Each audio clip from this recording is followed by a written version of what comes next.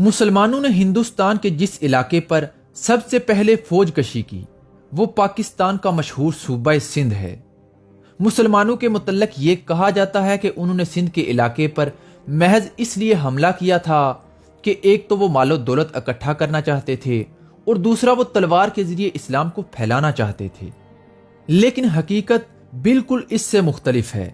امر واقعہ تو یہ ہے کہ فاتحین عرب اپنی دوسری فتوحات میں اس قدر مصروف تھے کہ وہ شاید سندھ کی طرف کبھی توجہ ہی نہ کرتے، لیکن سندھ کے حکمرانوں اور راجاؤں نے مسلمانوں کے مخالفین کی امداد کر کے اور مسلم حکومت کے خلاف شورشیں برپا کر کے مسلمانوں کو اس بات پر مجبور کیا کہ وہ سندھ پر حملہ کریں۔ سندھ کے راجاؤں اور ایران کے بادشاہوں میں بے شک دشمنی چلی آ رہی تھی اور ان میں کئی مرتبہ لڑائیاں بھی ہو چکی تھیں، لیکن جب عرب کے مسلمانوں نے ایران پر حملہ کیا تو سندھ کے راجاؤں نے شاہ ایران کے ساتھ اتحاد کر لیا۔ چنانچہ شاہ ایران سے عرب کے مسلمانوں کی جو تاریخی اور فیصلہ کن جنگیں ہوئیں، ان جنگوں میں سندھ کے راجاؤں نے ایرانیوں کے ساتھ مل کر نمایاں حصہ لیا تھا۔ سندھ کے راجاؤں نے نہ صرف اپنی فوجیں شاہ ایران کی امداد کے لیے بھیجیں بلکہ اپنے تمام جنگی ہاتھی بھی ان جنگوں میں جھونک دیے تھے۔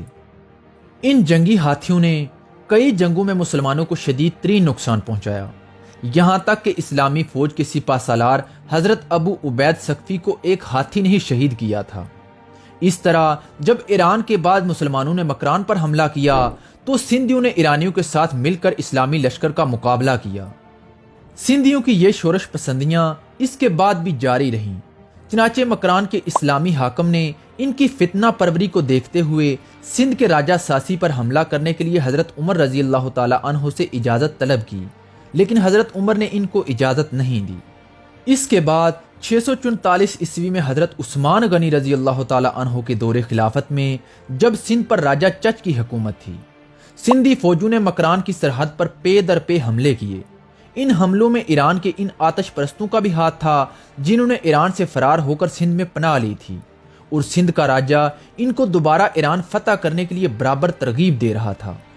چنانچہ جب سندھیوں کی یہ شورش پسندیاں خطرناک حد تک بڑھ گئیں تو بصرہ کے حاکم عبداللہ بن عامر نے عبد الرحمن بن سمرہ حاکم کرمان کو ان شورشوں کو دبانے کا حکم دیا۔ عبد الرحمن بن سمرہ نے سندھی فوجوں پر حملہ کر کے ان کو بھگا دیا اور مکران سے لے کر کیکان تک تمام علاقے چھین لیے۔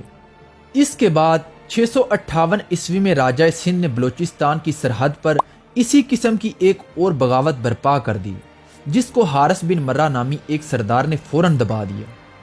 اس واقعے کے 3 سال بعد 661 عیسوی میں حضرت امیر معاویہ رضی اللہ تعالی عنہ کے دور حکومت میں پھر سندھ کے راجہ کی عنایت سے اسی علاقے میں شورش برپا ہو گئی، جس کو راشد بن عمر نے فوراً ہی دبا دیا۔ لیکن چند ہی روز بعد 50,000 کے ایک لشکر نے جو باغیوں اور سندھیوں پر مشتمل تھا دوبارہ ان پر حملہ کر دیا، اور اس حملے میں راشد شہید ہو گئے، لیکن سنان بن سلمہ نے جرأت کا ثبوت دیتے ہوئے اس شورش کو بھی دبا دیا۔ کابل اور قندھار کے علاقے جو اس وقت تک اسلامی حکومت میں داخل ہو چکے تھے، وہاں 664 عیسوی میں شدید بغاوت برپا ہو گئی، اور اس بغاوت کے بعد ان صوبوں نے اپنی خود مختاری کا اعلان کر دیا۔ اس بغاوت کو دبانے کے لیے امیر محلب ان کی سرکوبی کے لیے گئے، مگر باغی ان کا مقابلہ نہ کر سکے اور وہاں سے بھاگ کر سندھ کے راجہ کے پاس پناہ لی۔ لیکن امیر محلب نے ان باغیوں کا تعاقب جاری رکھا، یہاں تک کہ دریائے سندھ کو عبور کر کے انہوں نے ملتان پر حملہ کر دیا۔ ملتان جو اس وقت سندھ کی حکومت کا ایک صوبہ تھا، قریب تھا کہ امیر محلب اس پر قبضہ جما لیتے، لیکن جلد ہی ان کو واپس بلخ میں ایک مہم کے لیے جانا پڑا۔ ان کے واپس جاتے ہی سندھ کے راجہ نے پھر سے اپنے علاقے سنبھال لیے۔ 675 عیسوی میں سندھ کا راجہ چچ مرا اور اس کا بڑا بیٹا چندر تخت پر بیٹھا۔ راجہ چندر کا سلوک مسلمانوں کے ساتھ بہت ہی اچھا تھا اور اس نے مسلمانوں کے ساتھ کوئی چھیڑ چھاڑ نہیں کی، اسی لیے راجہ چندر کے زمانے میں مسلمانوں نے بھی سندھ کی طرف کوئی توجہ نہیں دی۔ لیکن راجہ چندر کی وفات کے بعد جب اس کا چھوٹا بھائی راجہ دہر تخت پر بیٹھا تو اس نے پھر سے مسلمانوں کے ساتھ چھیڑ چھاڑ شروع کر دی۔ راجہ دہر کے ملتان کے گورنر نے قندھار پر حملہ کر دیا، لیکن عامل قندھار نے راجہ دہر کی فوج کو پسپا کر دیا اور اسے ملتان تک فرار ہونے پر مجبور کر دیا۔ سندھ کے راجاؤں کی ان پے در پے یوشوں سے یہ اندازہ لگانا مشکل نہیں ہے کہ کس طرح سندھ کے راجے برابر مسلمانوں کو مقابلے کا چیلنج کرتے رہے، لیکن مسلمانوں نے ہر مرتبہ ہی درگزر سے کام لیا۔ اس کی وجہ یہ نہیں تھی کہ مسلمان کمزور تھے، بلکہ اس کی وجہ یہ تھی کہ ایک تو مسلمانوں کے پاس پہلے سے بہت بڑی حکومت تھی، اور دوسری وجہ یہ تھی کہ مسلمان ایران اور عراق کے سرسبز ممالک کے مقابلے میں سندھ کو کوئی اہمیت ہی نہیں دیتے تھے۔ اموی خلیفہ عبد الملک بن مروان اور عراق کے گورنر حجاج بن یوسف کے عہد حکومت میں اچانک مکران میں پھر سے بغاوت برپا ہو گئی، جس کو دبانے کے لیے سعید بن اسلم کلابی کو مکران کا عامل مقرر کیا گیا۔ اسلم کلابی نے شورش پسندوں کو سخت سزائیں دیں اور اس بغاوت کو چند ہی روز میں دبا دیا، لیکن سندھ کے راجہ دہر کے دوست محمد بن اللافی اور معاویہ بن اللافی نے شورش پسندوں کو اپنے گرد جمع کر لیا اور پھر نئے سرے سے مکران میں بغاوت برپا کر دی اور مکران کے کئی شہروں پر قبضہ جما لیا۔ اللافیوں کی اس شرارت کو دبانے کے لیے جب سعید بن اسلم کلابی نے ان پر حملہ کیا تو اس حملے میں اسلم کلابی کو شکست ہوئی اور وہ اللافیوں کے ہاتھوں گرفتار ہو گیا۔ اللافیوں نے اسلم کلابی کو قتل کر کے مکران میں اپنی خود مختاری کا اعلان کر دیا۔ اللافیوں کی اس خود مختاری کے اعلان کے بعد امویوں کے لیے یہ ضروری ہو گیا تھا کہ وہ اس بغاوت کو دبانے کے لیے کوئی قدم اٹھائیں۔ چنانچہ حجاج بن یوسف نے سعید تمیمی اور محمد بن ہارون کو مکران کا گورنر مقرر کر کے اللافیوں کی سرکوبی کے لیے بھیجا۔ اللافی ان لشکروں کا مقابلہ نہ کر سکے اور مکران چھوڑ کر پہاڑوں میں رپوش ہو گئے۔ آخر کار 5 سال کے عرصے کے بعد محمد بن ہارون نے معاویہ بن اللافی کو گرفتار کر کے قتل کر دیا، لیکن محمد بن اللافی اپنے 500 سپاہیوں کے ساتھ بچ کر نکل گیا اور راجہ دہر کے پاس چلا گیا۔ راجہ دہر، جس کا اس فتنے میں بہت بڑا ہاتھ تھا، اس نے اپنی حکومت میں محمد بن اللافی کو ایک بہت بڑا عہدہ دیا، اور بعد میں تو راجہ دہر نے محمد بن اللافی کو نہ صرف وزارت عظمیٰ کا اہم عہدہ عطا کیا بلکہ اس کی اتنی عزت افزائی کی کہ راجہ دہر کی حکومت کے سکوں کی پشت میں اللافی کا نام بھی مہر کر دیا گیا۔ یہ واقعہ اس بات کا کھلا ثبوت ہے کہ راجہ دہر اسلامی حکومت کے باغیوں کی ہمت افزائی میں کس طرح پیش تھا۔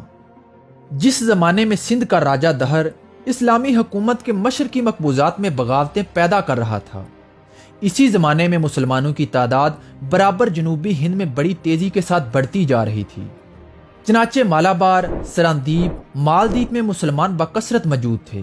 جنوبی ہند کے اکثر راجاؤں نے بھی اسلام قبول کر لیا تھا۔ سراندیپ کے 9 مسلم راجہ کے تعلقات خلافت اسلامیہ کے ساتھ نہایت ہی خوشگوار تھے۔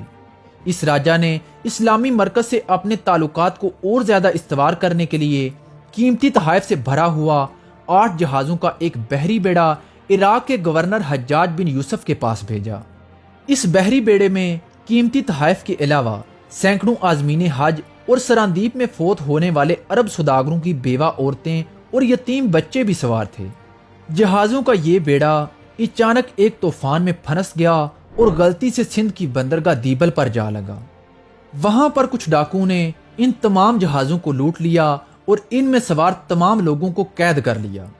لیکن بعض روایات کے مطابق اس زمانے میں راجہ دہر کا ایک گورنر دیبل میں رہتا تھا، اور جب اسے یہ معلوم ہوا کہ ان جہازوں میں مسلمان ہیں اور ساتھ ہی یہ بھی معلوم ہوا کہ اس میں خلافت اسلامیہ کے لیے تحائف بھی موجود ہیں، تو اس نے ان تمام جہازوں کو بڑی بے دردی کے ساتھ لوٹا اور مسلمان مردوں، عورتوں اور بچوں کو گرفتار کر کے جیل خانوں میں ڈال دیا۔ جب حجاج بن یوسف کو اس واقعے کے بارے میں علم ہوا تو اس نے سب سے پہلے تو قاصد کے ذریعے راجہ دہر سے یہ مطالبہ کیا کہ تمام مسلمان قیدیوں کو رہا کر دیا جائے اور ان کا لوٹا ہوا مال بھی واپس کر دیا جائے۔ لیکن راجہ دہر نے قاصد کو لاپرواہی کے ساتھ جواب دیتے ہوئے یہ کہا کہ جہازوں کے لوٹنے والے ہمارے قبضے میں نہیں ہیں، تم خود ان سے آ کر اپنے قیدی چھڑوا لو اور اپنا مال و اسباب بھی لے لو۔ راجہ دہر کا یہ ذلت امیز جواب سن کر حجاج بن یوسف سندھ پر حملہ کرنے کے لیے مجبور ہو گیا۔ چنانچہ حجاج بن یوسف نے سندھ پر حملہ کرنے کے لیے خلیفہ ولید بن عبد الملک سے اجازت طلب کی اور عبداللہ اسلمی کو ایک مختصر سی فوج دے کر دیبل کی جانب روانہ کر دیا۔ عبداللہ اسلمی ابھی جنوبی بلوچستان میں ہی تھے کہ راجہ دہر کے بیٹے جیسیہ نے بلوچستان میں پیش قدمی کر کے اسلامی لشکر کو بری طرح شکست دی۔ اس جنگ میں عبداللہ اسلمی بھی شہید ہو گئے۔ اس ناکامی کے بعد حجاج بن یوسف نے 4000 فوج بدیل مجالی کی سرکردگی میں دوبارہ دیبل پر حملے کے لیے روانہ کی، اور ساتھ ہی محمد بن ہارون عامل مکران کو بھی ہدایت کی کہ وہ اس لشکر کی ہر ممکن امداد کرے۔ لیکن راجہ دہر کے بیٹے جیسیہ نے، جس کی ہمت پچھلی فتح سے بڑھ چکی تھی، راستے میں ہی اسلامی فوج کو گھیر کر عبرت ناک شکست دی۔ چنانچہ اس جنگ میں اسلامی لشکر کا بیشتر حصہ کام آ گیا اور اسلامی سپہ سالار بھی شہید ہو گیا۔ جب حجاج بن یوسف کو اس دوسری ناکامی کا علم ہوا تو اس کی آنکھیں کھلیں اور اسے پتا چلا کہ سندھ کا راجہ مقابلے کے لیے کافی تیاری کر چکا ہے۔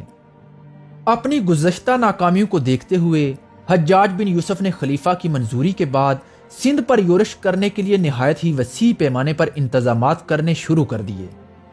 اس مہم کی سرکردگی کے لیے حجاج بن یوسف نے اپنے 17 سالہ داماد اور بھتیجے محمد بن قاسم کو منتخب کیا۔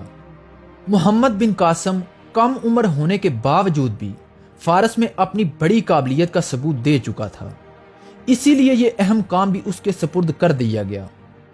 محمد بن قاسم اپنی 6000 کی فوج کو لے کر شیراز و کرمان سے ہوتا ہوا سندھ کی جانب آگے بڑھا۔ کرمان میں عامل کرمان محمد بن ہارون بما اپنی 3000 کی فوج کے محمد بن قاسم کے ساتھ مل گیا۔ دیبل پر حملے کے وقت مسلمانوں کا ایک بہت بڑا سمندری بیڑا بھی دیبل پہنچ چکا تھا، جس سے اسلامی لشکر کو بہت زیادہ تقویت ملی۔ چنانچہ 712 عیسوی میں محمد بن قاسم نے دیبل کا محاصرہ کر کے اسے فتح کر لیا اور اس کے آس پاس کے علاقوں پر بھی قبضہ جما لیا۔ فتح دیبل کے بعد سندھ کا راجہ اور اس ملک کے وہ باشندے جو زمانہ دراز سے مسلمانوں کے لیے مستقل خطرہ بنے ہوئے تھے، ان کا یہ خیال تھا کہ مسلمانوں کا سپہ سالار ان پر فتح پانے کے بعد ان کے ساتھ نہایت ہی سختی کا برتاؤ برتے گا۔ لیکن سندھ کے باشندے یہ دیکھ کر حیران رہ گئے کہ دیبل کی فتح کے بعد محمد بن قاسم نے عام معافی کا اعلان کر دیا اور ساتھ ہی اس علاقے کے باشندوں کو مکمل مذہبی آزادی دے دی کہ وہ جس طرح چاہیں عبادت کریں، ان سے کسی قسم کا کوئی بھی تعرض نہیں کیا جائے گا۔ اس کے علاوہ دیبل شہر کا انتظام بھی ہندوؤں کے حوالے کر دیا گیا۔ چنانچہ دیبل کا حاکم اعلیٰ ایک پنڈت کو بنایا گیا جو مسلمانوں کے حسن سلوک کو دیکھ کر مسلمان ہو گیا۔ فتح دیبل کے بعد محمد بن قاسم دریائے سندھ کے مغربی کنارے کے تمام اہم شہروں کو فتح کرتا ہوا اور ہندو رعایا کو نوازتا ہوا شمال کی جانب آگے بڑھا، اور اس کے ساتھ ہی محمد بن قاسم نے اپنے سفیروں کو راجہ دہر کے پاس بھیجا کہ یا تو راجہ دہر مسلمانوں کی اطاعت قبول کر لے یا پھر جنگ کے لیے تیار ہو جائے۔ راجہ دہر نے بھی محمد بن قاسم کو کہلوا بھیجا کہ ہم اطاعت کے مقابلے میں جنگ کو ترجیح دیں گے اور لڑائی کے لیے بالکل تیار ہیں۔ اس جواب کے بعد ایک طرف تو راجہ دہر نے دریائے سندھ پر ایک بہت بڑی فوج بھیجی اور دوسری جانب نہایت ہی وسیع پیمانے پر اس قسم کے انتظامات کیے کہ محمد بن قاسم دریائے سندھ کو عبور ہی نہ کر سکے۔ اس کے علاوہ راجہ دہر کی فوج نے سیوستان پر حملہ کر کے اسے بھی مسلمانوں کے قبضے سے نکال لیا، لیکن اسے تو مسلمانوں نے دوبارہ پھر سے فتح کر لیا۔ غرض یہ کہ راجہ دہر کی فوج میں اور اسلامی لشکر میں باقاعدہ جنگ چھڑ گئی، لیکن محمد بن قاسم کے ماہرین جنگ نے بڑی سرعت کے ساتھ کشتیوں کا ایک پل بنایا جس سے اسلامی فوج بڑی تیزی کے ساتھ دریائے سندھ کے اس پار پہنچ گئی۔ اس کے بعد محمد بن قاسم اور راجہ دہر کی فوجیں آمنے سامنے ہوئیں۔ راجہ دہر کی فوج میں 35,000 سپاہی اور 60 جنگی ہاتھی تھے اور اسلامی لشکر جس کی کل تعداد 15,000 تھی۔ اس نے آگے بڑھ کر راجہ دہر کی فوج پر حملہ کر دیا۔ راجہ دہر اور اس کی فوج نے بھی بڑی ہمت اور مردانگی کے ساتھ مقابلہ کیا اور 2 دن تک دونوں لشکروں میں زبردست مارکا جاری رہا۔ آخر کار تیسرے روز راجہ دہر کی فوج کے پیر اکھڑ گئے، لیکن راجہ دہر 1000 سپاہیوں کے ہمراہ اب بھی میدان جنگ میں ڈٹا رہا اور لڑتے ہوئے مارا گیا۔ راجہ دہر کے مارے جانے کے بعد بہت سارے برہمنوں، ہندوؤں اور فوجی سرداروں نے اپنے آپ کو محمد بن قاسم کے حوالے کر دیا اور اسلام قبول کر لیا۔ محمد بن قاسم نے دوسرے دن ایک عام دربار منعقد کیا اور اپنی حکومت کی پالیسی کا اعلان کرتے ہوئے کہا کہ ہماری حکومت میں ہر شخص مذہبی معاملے میں آزاد ہوگا۔ جو شخص چاہے اسلام قبول کر لے اور جو چاہے اپنے آبائی مذہب پر قائم رہے، ہماری طرف سے کوئی تعرض نہ ہوگا۔ جو شخص اپنے آبائی مذہب پر قائم رہے گا، اس سے ہم ایک معمولی ٹیکس جزیے کے نام سے وصول کریں گے، اور جو مسلمان ہو جائے گا اس کو بھی ایک ٹیکس زکوٰۃ کے نام سے ادا کرنا ہوگا۔ اس کے بعد محمد بن قاسم کی فوجوں نے آگے بڑھ کر الور اور ملتان کو بھی فتح کر لیا۔ ملتان کی فتح کے بعد پورے ملک سندھ پر مسلمانوں کا قبضہ ہو چکا تھا۔ اس موقع پر یہ بتا دینا بھی ضروری ہے کہ اس زمانے کا سندھ موجودہ زمانے کے صوبہ سندھ سے کہیں زیادہ وسیع تھا۔ اس زمانے کے سندھ کی وسعت کا اندازہ اس سے لگایا جا سکتا ہے کہ یہ مغرب میں بلوچستان اور مکران تک پھیلا ہوا تھا۔ جنوب میں کاٹھیا وار، گجرات اور بحرہ عرب تک اس کی سرحدیں پھیلی ہوئی تھیں۔ مشرق میں مالوا کے وسط اور راجپوتانہ تک وسیع تھا، اور شمال میں ملتان سے اوپر گزر کر جنوبی پنجاب کے اندر تک پھیلا ہوا تھا۔ نیز صوبہ سرحد کا بھی ایک حصہ اس میں شامل تھا۔